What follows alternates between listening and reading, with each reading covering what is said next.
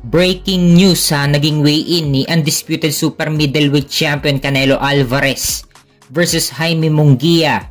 So tumimbang si Canelo ng 166.8 pounds samantalang si Munguia naman ay tumimbang ng 167.4 pounds. Parehas pasok sa 168 pounds limit ng super middleweight division.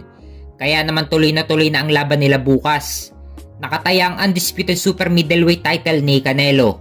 Ito na ang pang-apat na depensa ni Canelo sa kanyang undisputed super middleweight title. Magandang laban ito sa super middleweight division.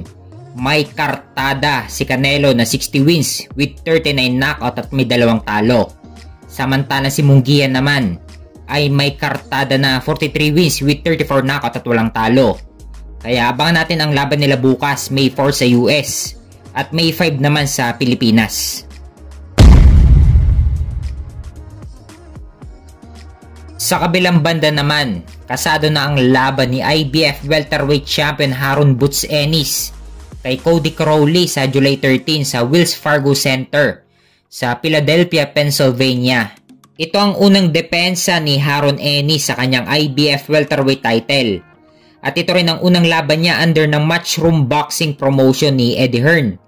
At ipapalabas ito sa The Zone. Kung maipanalo ni Haron Ennis ang labang ito, susubukan ikasa ni Eddie Hearn ang undisputed title fight laban kay unified welterweight champion Terence Crawford. Pero may paparating din na laban si Crawford sa August 3, laban kay Israel Madrimov. Nakataya naman dyan ang WBA at interim WBO super welterweight title.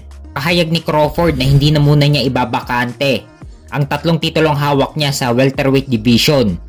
So ibig sabihin bukas pa rin ang pinto niya na lumaban sa welterweight division. Kaya may posibilidad pa rin na mangyari ang undisputed welterweight title fight nila Terence Crawford at Haron Ennis.